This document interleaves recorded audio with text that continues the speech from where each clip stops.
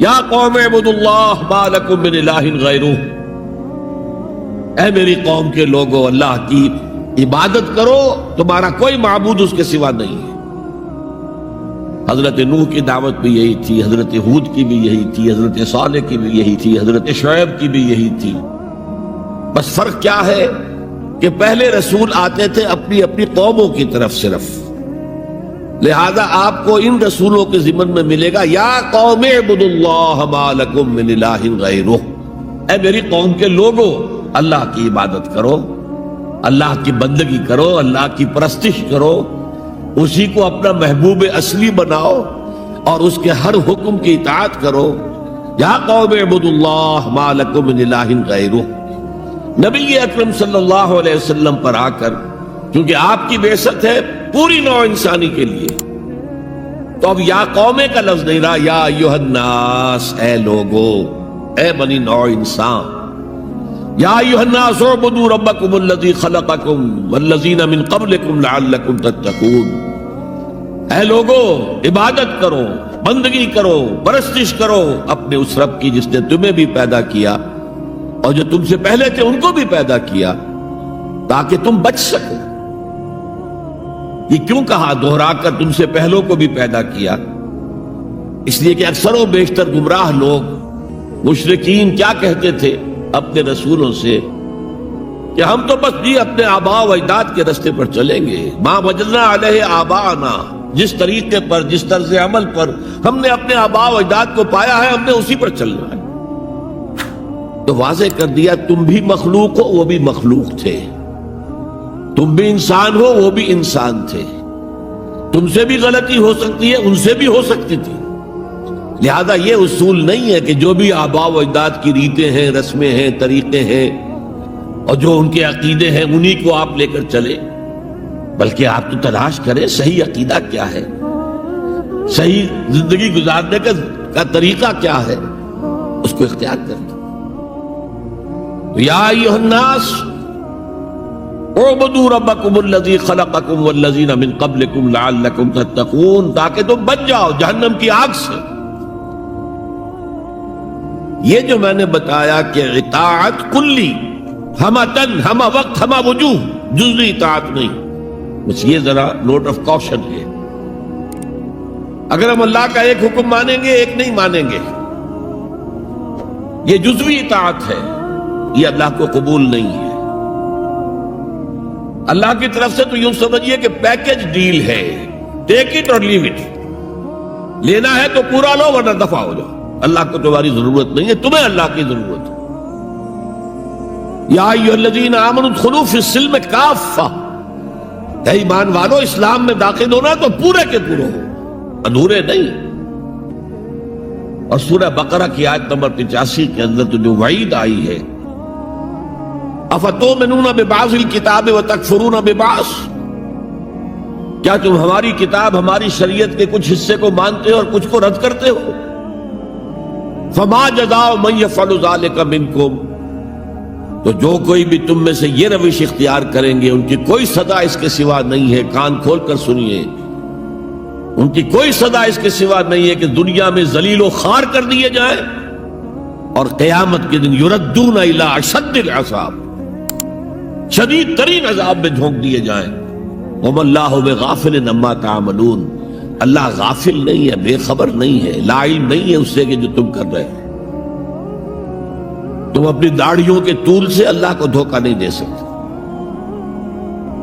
تم اپنے پائجاموں کو ٹخنوں سے اوپر رکھے اللہ کو دھوکہ نہیں دے سکتے کہ تم بہت متبع رسول ہو، تم اپنے عمروں اور حجوں سے اللہ کو دھوکہ نہیں دے سکتے، اللہ کو معلوم ہے کہ حرام کی کمائی سے حج کیا ہے تم سے، حرام کی کمائی سے عمرہ کیا ہے، تو یہ جو جزوی اطاعت ہے کوئی اطاعت نہیں، اللہ کو قبول نہیں۔ آدمی سوچتا ہے کہ چلیے میں نے یہ کام اچھے کیے، یہ برے کیے، مجھے اچھے کاموں کا کچھ کریڈٹ بھی تو ملنا چاہیے نا، لیکن نہیں، اللہ کہتا ہے جزوی اطاعت منہ پر دے ماری جائے گی، اور جو دنیا کی سزا ہے وہ تو ہم اپنی آنکھوں سے دیکھ رہے ہیں۔ 130، 140 یا 150 کروڑ مسلمان دنیا میں ہیں، ذرا اندازہ کیجئے، لیکن ہماری رائے کی کوئی اہمیت ہے؟ بین الاقوامی معاملات میں کوئی ہم سے مشورہ لیتا ہے کہ آپ کا کیا خیال ہے؟ کس نمی پرست کے بھیا کیستی، ایسے بھی ملک تھے کہنا چاہیے، اب تو ان کا حال پتلا ہے، دولت کے انبار تھے ان کے پاس، لیکن ان کا مذاق اڑتا تھا مغربی ممالک، وہ چاہے سعودی بادشاہ ہو اور چاہے وہ UAE کے امیر ہو، مذاق ہی اڑتا تھا نا، کوئی حیثیت نہیں۔ حالانکہ کتنا بڑا رقبہ ہے انڈونیشیا کے آخری جزیروں سے لے کر موریتانیہ تک، سالڈ اسلامی آبادی، مسلمان آبادی۔ آپ کہیں گے کہ یہ بھارت جو ہے اس میں تو اکثریت تو نہیں ہے، لیکن 15 کروڑ یا 18 کروڑ تو آدمی یہاں موجود ہیں، لیکن کوئی عزت، کوئی حیثیت دنیاوی بین الاقوامی سطح پر۔ بہرحال یہاں بھی ہیں لوگ، کھاتے پیتے لوگ ہیں، ان کی اپنی کچھ عزت ہے اپنے معاشرے کے اندر، لیکن بحیثیت امت، بحیثیت قوم کیا حیثیت ہماری؟ تو اللہ خزی فی الحیات دنیا، وہ تو ہماری نگاہوں کے سامنے موجود ہے۔ اب قیامت کے دن کے بارے میں جو دھمکی اللہ نے دی ہے، وَيَوْمَ الْقِيَامَةِ يُرَدُّونَ إِلَىٰ أَشَدِّ الْعَذَابِ، قیامت کے دن شدید ترین عذاب میں جھونک دوں گا۔ اس پر اللہ سے معافی طلب کی جا سکتی ہے، دعا ہی کی جا سکتی ہے، اللہ ہم پر رحم فرمائیے۔ یہ میں نے آپ کے سامنے رکھا ہے فارمولہ، اللہ کی اطاعت جمع اللہ کی محبت، they go to make عبادت۔ یہی دو الفاظ آتے ہیں اللہ کے رسول کے لیے بھی صلی اللہ علیہ وسلم۔ اللہ کے رسول کی اطاعت یہ تو اسلام کا بنیادی تقاضا ہے، اطیعوا اللہ واطیعوا الرسول فإن تولوا فإن اللہ لا يحب الکافرین۔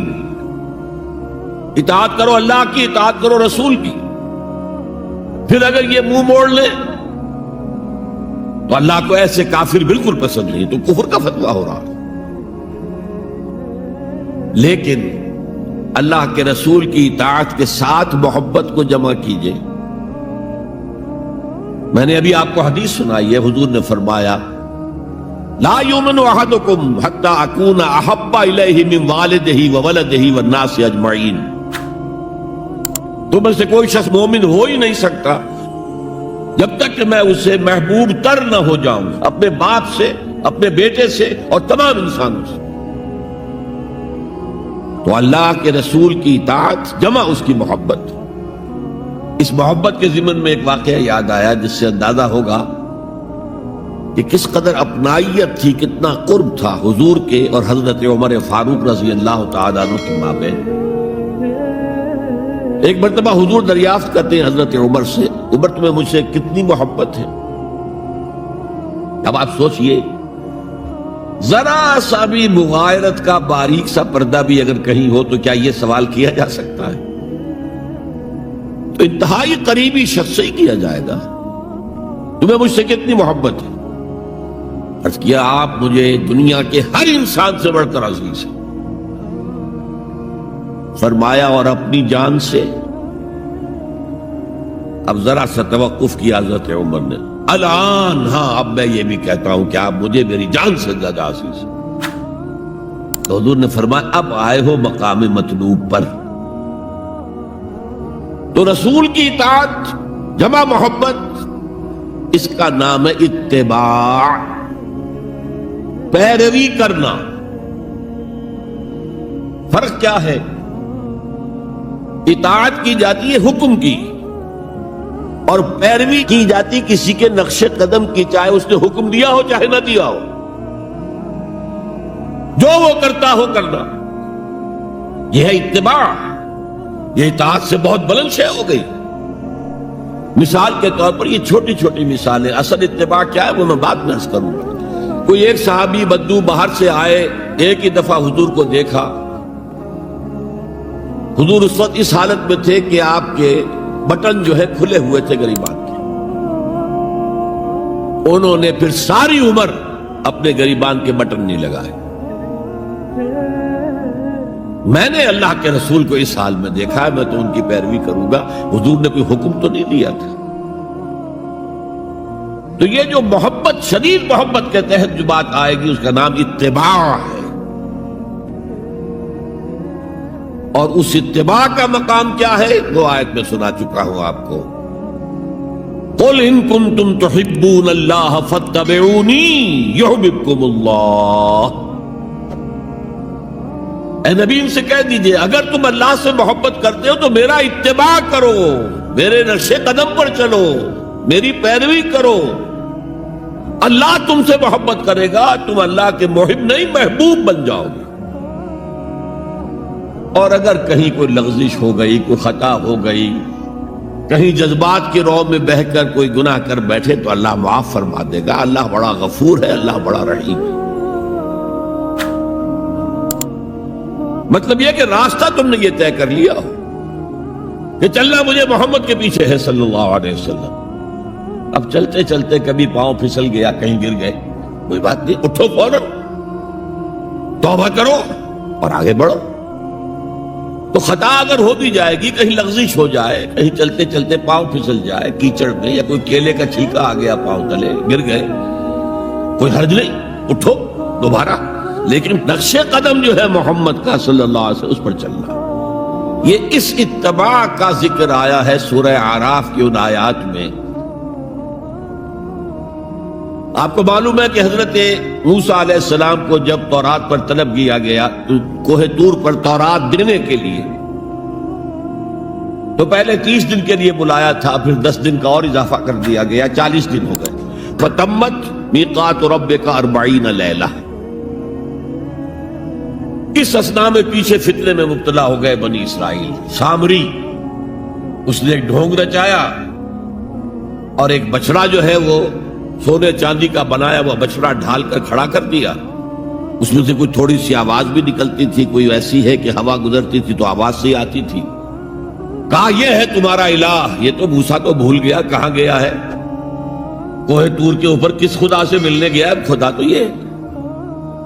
اور بنی اسرائیل کے بہت سے لوگ اس فریب میں آ گئے اور بچڑے کی پوجا کرنے لگے. اب جب حضرت موسیٰ آئے، اور آپ کو معلوم ہے حضرت موسیٰ کا مزاج جلالی تھا، وہ پتھر کی تختیاں لے کر آئے تھے کہ جن پر کوہ طور پر اللہ تعالیٰ نے اپنے احکام 10 جو ہیں، 10 کمانڈمنٹس مشہور، وہ کندہ کر کے آپ کو دیے تھے، وہ ہاتھ میں لے کر آئے. یہاں معلوم ہوا یہ صورت پیش آ گئی ہے. فَأَلْقَى الْأَلْوَاحَ، تو وہ تختیاں تو آپ نے زمین میں ڈالی، اور پھر جو احتساب کیا ہے پہلے تو اپنے بھائی حضرت ہارون کا، ان کی داڑھی کے بال پکڑے، ان کے سر کے بال پکڑے اور کھینچا اپنی طرف. اس نے کہا کہ بھائی مجھے ذلیل نہ کرو لوگوں کے سامنے، میں نے انہیں روکا لیکن یہ تو مجھے قتل کرنے پر تل گئے تھے، اور مجھے اندیشہ یہ ہوا کہ کہیں آپ واپس آ کر یہ نہ کہیں ان فرقت بین بنی اسرائیل، کہ تم نے تو بنی اسرائیل کے درمیان تفرقہ پیدا کر دیا. تو میں نے کہا آپ ہی واپس آ کر نپٹے. اب پہلی بات نوٹ کیجئے، تاریخ انسانی کا یہ عظیم واقعہ ہے. کئی ہزار یہودی اپنے اپنے قبیلے کے لوگوں کے ہاتھوں ذبح کیے گئے. اس پر اللہ تعالیٰ نے حکم دیا اور حضرت موسیٰ نے وہ حکم دیا. اللہ کا حکم موسیٰ نے پہنچایا کہ 12 قبیلے نا، ہر قبیلے کے جن لوگوں نے یہ حرکت کی ہے ان کو اسی قبیلے کے لوگ اپنے ہاتھ سے ذبح کریں. اب یہ بہت بڑی توبہ تھی، بہت بڑی توبہ تھی، بہت بڑی توبہ تھی، اپنے قبیلے کے لوگوں کو قتل کر دینا. پھر وہ 70 نمائندے لے کر تمام جو بڑے لوگ تھے کوہ طور پر حاضر ہوئے، اجتماعی طور پر اللہ سے عفو درگزر کی درخواست بھی کرنے کی. وہاں اللہ نے زبردست زلزلہ بھیج دیا، محسوس ہوا اب سب ہلاک ہو جائیں گے. حضرت موسیٰ نے کہا پروردگار تو چاہتا تو مجھے اور اس قوم کو پہلے ہی ہلاک کر دیتا، تو ہمیں نکال کر لایا ہے آل فرعون کے پنجوں سے، تو نے ہمیں نجات دی ہے، تو پروردگار ہمارے لیے اپنی رحمت طے کر دے، لکھ دے. فاکتب لنا، ہمارے لیے طے کر دے، لکھ دے اپنی رحمت. اس پر فرمایا اللہ نے دیکھو موسیٰ میری ایک رحمت تو عام ہے، وسعت کل شیء، رحمتی وسعت کل شیء، ہر شے کے ساتھ ہے. اور ایک میری خاص رحمت ہے، وہ میں لکھ دوں گا، طے کر کے رکھ دوں گا، للذین یتبعون الرسول النبی الامی، ان لوگوں کے لیے جو میرے رسول نبی امی پر ایمان لائیں گے، ان کا اتباع کریں گے۔ یہاں بھی لفظ اتباع آیا، اور اس میں پھر حضور صلی اللہ علیہ وسلم کی کچھ شان بیان ہوئی ہے، بات لمبی ہو جائے گی۔ اور پھر فرمایا، یہ گویا کہ اتباع کی تفسیر آ رہی ہے۔ اتباع کا مطلب کیا ہے؟ فالذین آمنوا بہ وعزروہ ونصروہ واتبعوا النور الذی انزل معہ اولئک ھم المفلحون۔ تو جو لوگ ان پر ایمان لائیں گے اور جو ان کی تعظیم کریں گے اور جو ان کی نصرت کریں گے، مدد کریں گے، اور جو اس نور کی پیروی کریں گے جو ان کے ساتھ نازل کیا جائے گا، تو وہی ہوں گے مفلحون، وہ ہوں گے کامیاب ہونے والے، فلاح یافتہ لوگ وہ ہوں گے جو یہ چار رشتے ہمارے اس رسول نبی امی کے ساتھ پختگی کے ساتھ قائم کر لیں۔ یہ چار رشتے کیا ہیں؟ اتباع رسول کا تقاضا اول تو ان چار الفاظ کے حوالے سے سمجھیے، پھر ذرا ایک دوسرے انداز میں بھی بیان کروں گا۔ فالذین آمنوا بہ، پہلا قدم ایمان، لیکن ایمان کے سمجھ لیجئے اچھی طرح دو درجے ہیں۔ آپ میں سے بہت سے حضرات کو مجھے توقع ہے ایمان مجمل، ایمان مفصل یاد ہوں گے۔ ایمان مجمل کیا ہے؟ آمنت باللہ کما ہوا باسمائہ و صفاتہ و قبلت جمیع احکامہ اقرار باللسان و تصدیق بالقلب۔ پہلا درجہ ہے اقرار باللسان، اشہد ان لا الہ الا اللہ و اشہد ان محمد رسول اللہ۔ کوئی ہو، ہندو ہو، سکھ ہو، پارسی ہو، عیسائی ہو، یہودی ہو، یہ کلمہ پڑھے اور وہ مسلمان ہو گیا۔ اقرار باللسان پر ہمارا دنیا میں مسلمان سمجھا جانا موقوف ہے، لیکن اصل ایمان یہ نہیں ہے۔ اصل ایمان ہے تصدیق بالقلب، دل میں یقین۔ جب تک دل کا یقین نہ ہو ایمان نہیں ہے۔ منافقین جو تھے مدینے کے، نمازیں بھی پڑھتے تھے، حضور کی اقتداء میں پڑھتے تھے، اور جو رئیس المنافقین تھا عبداللہ ابن ابی ابن سلول، وہ تو پہلے صف میں ہوتا تھا، اور جب حضور خطبہ دیتے تھے جمعے کا تو پہلے خود کھڑا ہوتا تھا اپنی اہمیت ظاہر کرنے کے لیے۔ دیکھو لوگو، یہ اللہ کے رسول ہیں، ان کی بات پوری توجہ سے سنو۔ یہ صرف اپنی چودراہٹ کے اظہار کے لیے کہ میں بڑی شے ہوں، اس لیے کہ وہ خزرج کا بڑا سردار تھا۔ اوس اور خزرج کے دو عرب قبیلے تھے مدینے میں، جن میں سے کہ خزرج کا قبیلہ بڑا تھا، اوس کا چھوٹا تھا، اور خزرج کا سردار یہ عبداللہ ابن ابی تھا، اور اس کے بارے میں یہ طے ہو چکا تھا کہ اسے ہم اپنا بادشاہ بنا لیں گے۔ چنانچہ سونے کا تاج تیار ہو چکا تھا، ابھی تاج پوشی صرف باقی تھی کہ حضور تشریف لے آئے ہجرت فرما کر۔ بے تاج بادشاہ آ گیا صلی اللہ علیہ وسلم، لہذا اس کے سارے خواب جو ہے وہ منتشر ہو گئے۔ لہذا پہلے دن سے پکا منافق، ایمان لایا اگرچہ وہ بھی ذرا دیر سے لایا، غزوہ بدر کے بعد لایا۔ پہلے اس نے سوچا تھا ابھی تیل دیکھو، تیل کی دھار دیکھو۔ وہ تیل کی دھار جو نظر آئی غزوہ بدر میں کہ 313 نے 1000 کو شکست دی ہے، اور یہ نہتے تھے، تلواریں بھی سب کے پاس نہیں تھیں، کچھ لوگوں کے پاس تلواریں تھیں، اور وہ 1000 کیل کانٹے سے لیس ہو کر مکے سے آئے تھے۔ 70 بڑے بڑے سردار ان کے مارے گئے، عین میدان میں چھیت رہے، اور 70 جو ہے ان کے قیدی بن گئے۔ تب اس نے کہا کہ ٹھیک ہے، اب تو ایمان لے آنا چاہیے، کیونکہ یہ تو معلوم ہوتا بڑی طاقت ہے۔ بہرحال سب سے پہلے میں کہہ رہا تھا کہ ایمان، لیکن ایمان دل سے۔ قرآن مجید نے کیا کہا ان منافقین کے بارے میں؟ اذا جاءک المنافقون قالوا نشہد انک لرسول اللہ۔ سورہ منافقون ہے کہ نہیں 28ویں پارے میں؟ اے نبی جب آپ کے پاس منافق آتے ہیں کہتے ہیں ہم گواہ ہیں، ہم گواہی دیتے ہیں کہ آپ اللہ کے رسول ہیں، اور اس پر اللہ کا تبصرہ دیکھیے واللہ یعلم انک لرسولہ، اور اللہ خوب جانتا ہے کہ آپ ان کے رسول ہیں اس کے۔ اب میں ذرا ترجمہ کیا کرتا ہوں، اللہ سے بڑھ کر کس کو معلوم ہے کہ آپ اللہ کے رسول ہیں؟ لیکن واللہ یشہد ان المنافقین لکاذبون، اللہ گواہی دیتا ہے یہ منافق جھوٹے۔ مسلمان تو وہ تھے، کلمہ گو تھے، حضور کی امامت میں نمازیں پڑھ رہے تھے، لیکن منافق تھے، اللہ نے منافق قرار دیا۔ دل ایمان سے خالی تھے، بلکہ ہوتے ہوتے دلوں کے اندر حضور سے عداوت پیدا ہو گئی تھی، اہل ایمان سے عداوت پیدا ہو گئی تھی۔ اسی سورہ مبارکہ میں آگے چل کر آتا ہے ہم العدو فاحذرہم، اصل دشمن یہ ہے، یہ مارے آستین ہیں۔ جو کافر ہیں وہ تو باہر سے حملہ کرتے ہیں، پتہ چلتا ہے، سامنے سے آ کر لاٹھی مار رہا ہے کوئی آپ کو، یہ تو آپ کے آستین کے اندر بیٹھے ہوئے ہیں مسلمان بن کر، اور یہ وہاں سے ڈنک ماریں گے، مارے آستین ہیں۔ بہرحال اب ہم میں سے ہر ایک کو جائزہ لینا ہوگا، اپنے گریبان میں جھانکیں، اپنے دل کی گہرائیوں کو ٹٹولیں، یقین والا ایمان ہے ہمارے پاس یا نہیں؟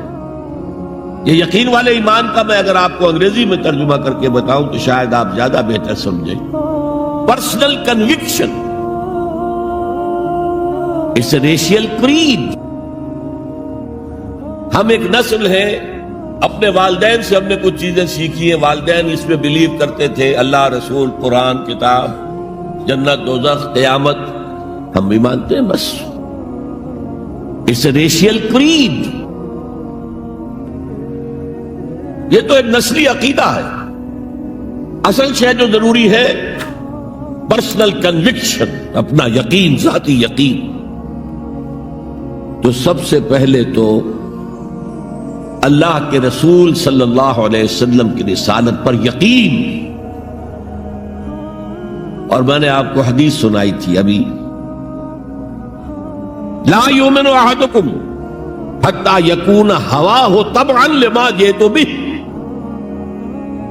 تم میں سے کوئی شخص مومن نہیں ہو سکتا جب تک اس کی خواہش نفس تابع نہ ہو جائے اس ہدایت کے، اس قرآن کے، اس شریعت کے، ان احکام کے جو میں لے کر آیا۔ اگر خواہش نفس اوپر ہے اور اللہ کا حکم نیچے ہے تو مومن کہاں سے ہوئے تم؟ اللہ کے حکم سے نماز تو پڑھتے ہو، روزہ رکھتے ہو، سودی کاروبار کرتے ہو، اور اللہ کے حکم کو پاؤں تلے رگڑتے ہو۔ یہ کیا اسلام ہے؟ یہ تو وہی ہے افتؤمنون ببعض الکتاب وتکفرون ببعض فما جزاء من يفعل ذلك منكم الا خزي في الحياة الدنيا ويوم القيامة يردون الى اشد العذاب۔ تو سب سے پہلا جو جائزہ ہمیں لینا ہے کہ محمد کی رسالت پر صلی اللہ علیہ وسلم ہمیں یقین ہے۔ یقین، تصدیق تو ہم کرتے ہیں، زبان سے کہتے ہیں، لیکن یقین، اس یقین کا نتیجہ یہ نکلے کہ پھر نفس کے سارے تقاضے نیچے ہو جائیں اور حضور کی لائی ہوئی ہدایت، حضور کی لائی ہوئی شریعت بالاتر ہو جائے۔ نمبر 2 فرمایا وَعَزَّرُوهُ، ان کی تعظیم کرے۔ آپ کی جناب میں کوئی گستاخی ہو جائے، ایمان کے لالے پڑ جائیں گے اور آخرت برباد ہو جائے گی۔ اس تعظیم میں کیا کیا چیزیں شامل ہیں؟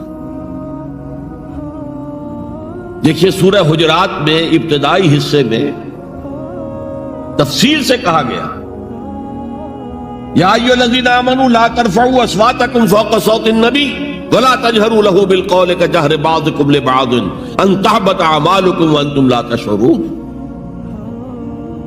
اے ایمان کے دعوے دارو، کبھی اپنی آواز کو رسول کی آواز سے بلند تر نہ کر دینا، مبادا تمہارے سارے اعمال حبط ہو جائیں اور تمہیں پتہ بھی نہ چلے۔ میں نے کوئی گناہ کبیرہ تو نہیں کیا ہے، میں نے کوئی کفر تو نہیں کیا ہے، بس یہی ہوا نا کہ حضور کی آواز کے مقابلے میں اپنی آواز کو اونچا کر دیا.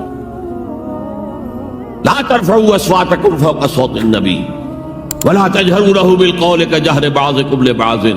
بلند آواز سے جیسے آپس میں باتیں کر لیتے ہو ایسے کبھی بات نہ کر بیٹھنا. ان تحبط اعمالکم کہ تمہارے سارے اعمال حبط ہو جائیں, اکارت چلے جائیں, ختم ہو جائیں. وانتم لا تعلمون تمہیں احساس بھی نہ ہو کہ ساری پونجی لٹ گئی. اس آیت کا ہم پر اطلاق کیسے ہوگا کبھی سوچا آپ نے؟ صحابہ کرام تو یقیناً اس کے مخاطب اول تھے, ہم پر کیسے اطلاق؟ اگر ہماری گفتگو ہو رہی ہو, بحث ہو رہی ہو, میں کچھ کہہ رہا ہوں, آپ کچھ کہہ رہے ہیں, لیکن کوئی کہہ دے حضور نے یوں فرمایا ہے, فوراً چپ ہو جاؤ. اب اگر کہا نہیں میرا خیال یہ, اب گویا کہ یہ حضور کی آواز سے آپ نے اپنی آواز اونچی کر دی. اپنا فکر, اپنا فلسفہ, اپنا فہم, اپنی سوچ, اپنی عقل. ہاں بعد میں تحقیق کر لو یہ جو کہا تھا کہ حضور نے فرمایا, فرمایا بھی ہے کہ نہیں ہے, حدیث صحیح ہے کہ نہیں ہے, مستند ہے کہ نہیں ہے. لیکن اس وقت آواز بند کر لینا لازم ہوگا کہ اس کے بعد اقول نہیں کہہ سکتا میں یہ کہتا ہوں. اس کا تو مطلب یہ کہ آپ مد مقابل بن کر رسول کے آ رہے ہیں. لا ترفعوا اصواتکم فوق صوت النبی ولا تجہروا له بالقول کجہر بعضکم لبعض ان تحبط اعمالکم وانتم لا تشعرون. صحابہ کے بارے میں آپ نے سنا ہوگا کہ حضور کی محفل میں ایسے بیٹھے ہوتے تھے ساکت و صامت, جیسے کہ ان کے سروں پر پرندے بیٹھے ہوئے ہیں اور انہیں اندیشہ ہے کہ ذرا سا بھی ہلیں گے تو پرندہ اڑ جائے گا. اس قدر ادب. حضور صحابہ سے سوال کرتے تھے اور یہ آپ کا طریقہ تھا تعلیم کا کہ پہلے ایک سوال سامنے لایا جائے تاکہ ان کا ذہن کھلے, سوچیں خود بھی. یہ تعلیم کا بہترین طریقہ ہے. اس کے بعد ہوتا کیا تھا, جواب نہیں دیتے تھے, اللہ و رسولہ عالم, اللہ اور اس کا رسول بہتر جانتے. پھر اگر دوبارہ آپ پوچھتے تھے تو جو بھی سمجھ میں آتا تھا کہتے تھے. مجھے یاد آ رہی ہے ایک حدیث اور اچھا ہے کہ وہ آپ سن لیں, اس لیے کہ عام شکایت یہ ہے کہ مذہبی لوگ معاملات میں اچھے نہیں ہوتے. مسجدیں بنوائیں گے, مسجدوں میں قالین بچھوائیں گے, وہاں پر فانوس لگوائیں گے, سب کچھ کریں گے, مدرسوں کی خدمت کریں گے, علماء کی خدمت کریں گے, لیکن معاملات, تجارت, کاروبار, بین الانسانی تعلقات عام شکایت ہے, اس کی وہ پرواہ نہیں کرتے. حقوق العباد کا لحاظ نہیں. تو حضور نے ایک مرتبہ پوچھا صحابہ سے, اتدرون من المفلس, تم جانتے ہو مفلس کون ہوتا؟ صحابہ نے جواب دیا, المفلس عندنا من لا درہم لہ ولا دینارا. حضور ہم اس شخص کو مفلس سمجھتے ہیں جس کے پاس درہم و دینار نہیں ہے. ہم کہیں گے روپیہ پیسہ نہیں ہے. فرمایا نہیں, میری امت کا مفلس وہ ہوگا جو بہت سی نمازیں لے کر آئے گا, بہت سے روزے لے کر آئے گا, بہت سے حج لے کر آئے گا, بہت سے عمرے لے کر آئے گا, لیکن اس کے ساتھ ہی قد شتم ھذا, فلاں شخص کو گالی دی تھی, واکل مال ھذا, فلاں شخص کا مال کھا لیا تھا, فلاں شخص پر تہمت لگائی تھی. اب وہ سارے دعوے دار آ جائیں گے, اللہ اس نے میرے ساتھ یہ کیا. ٹھیک ہے بھائی, اس کی نمازیں تم لے جاؤ, اور تو کچھ ہے نہیں, کوئی کرنسی تو ہے نہیں وہاں, نہ ڈالر ہے نہ یورو ہے, کچھ بھی نہیں. اعمال کی کرنسی ہے, نیکی تم لے جاؤ. کوئی اور دعوے دار آیا, روزہ وہ لے گیا, اس کے پاس کچھ نہیں رہا. دعوے دار اب بھی باقی ہیں. اب ان کے گناہ جو ہے اس کے حساب میں پڑنے شروع ہو جائیں گے, یہاں تک کہ دوسروں کے گناہوں کے بوجھ تلے دب کر وہ جہنم میں جھونک دیا جائے. یہ مفلس. تو یہ انداز تھا حضور کا سمجھانے کا, پڑھانے کا, فطری طریقے تعلیم. تو فالذین آمنوا بہ وعزروہ, تو وہ لوگ جو ایمان لائے ان پر اور جنہوں نے ان کی تعظیم کا حق ادا کیا. وَنَصَرُوهُ, یہ آئی ہے اب سخت بات, اور ان کی مدد کی. مدد کس کام میں؟ حضور اتنے غیور تھے کہ ذاتی کام میں کوئی مدد آپ کسی سے نہیں مانگتے تھے۔ سیرت کی کتابوں میں آتا ہے کہ اگر آپ سواری پر ہوتے تھے اور آپ کا کوڑا نیچے گر جاتا تھا تو کسی سے یہ نہیں کہتے تھے کہ اٹھا کر ذرا مجھے پکڑا دو، آپ سواری سے اترتے تھے، اپنا کوڑا خود اٹھاتے تھے۔ اور اس ضمن میں بھی سیرت النبی کا ایک واقعہ مجھے یاد آ رہا ہے، وہ میں آپ کو سنا دوں۔ جب ہجرت مدینہ کی اجازت آ گئی تھی عام لوگوں کے لیے، عام مسلمانوں کے لیے، چلے جاؤ سب جاؤ مدینے کی طرف، لیکن رسول اپنی جگہ نہیں چھوڑ سکتا وداؤٹ ایکسپریس پرمیشن آف اللہ، تو حضور کے لیے ابھی اجازت نہیں آئی۔ جو یار غار تھے حضرت ابوبکر صدیق، وہ پوچھتے تھے حضور اجازت آ گئی؟ نہیں ابھی نہیں آئی۔ حضور اجازت آ گئی؟ نہیں ابھی نہیں آئی۔ حضرت عائشہ فرماتی ہیں کہ ایک روز دوپہر کے وقت حضور چلے آ رہے تھے، ہم حیران ہوئے۔ عربوں میں یہ آج بھی ان کی تہذیب جو ہے وہ یہ ہے کہ ظہر عصر کے درمیان نہ کسی سے ملنا، نہ کسی کے یہاں جانا، نہ وزٹ کرنا، دکانیں بھی بند اور قیلولہ کرتے ہیں، یہ ان کی تہذیب کا حصہ ہے۔ تو ہم حیران ہوئے، آپ نے اپنے سر کو ڈھانپا ہوا تھا کپڑے سے اور آپ تشریف لائے، اور آ کر آپ نے خوشخبری دی حضرت ابوبکر کو کہ ہجرت کی اجازت آ گئی ہے۔ اب اس پر حضرت ابوبکر کو بڑی خوشی ہوئی، بڑے احساس مسرت کے ساتھ عرض کرتے ہیں حضور میں نے 2 اونٹنیاں تیار کر رکھی ہیں، خوب کھلا پلا کے انہیں فربا کیا ہوا ہے، تکڑا کیا ہوا ہے۔ حضور تھوڑا سا توقف کر کے فرماتے ہیں ٹھیک ہے، لیکن 1 اونٹنی کی قیمت میں ادا کروں گا۔ حضرت ابوبکر رو پڑے، حضور مجھ سے بھی یہ مغایرت کہ میری اونٹنی کی بھی آپ قیمت دینا چاہتے ہیں؟ تو نصرت جو ہے اس کے بارے میں جان لیجئے کہ یہ تو حضور کا جو مشن تھا اس میں مدد، کوئی ذاتی اپنے کسی کام کے لیے آپ نے کبھی کسی سے مدد طلب نہیں کی۔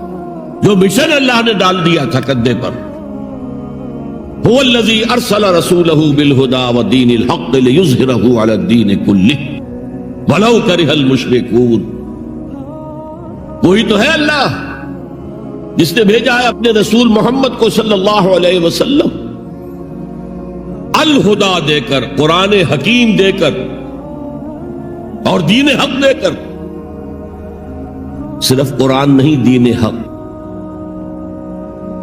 جو عربی سے واقف ہیں کچھ لوگ وہ سوچتے ہوں گے جو واو جو آیا ہے درمیان میں، یہ واو تفسیری ہے، یہ واو عطف ہے۔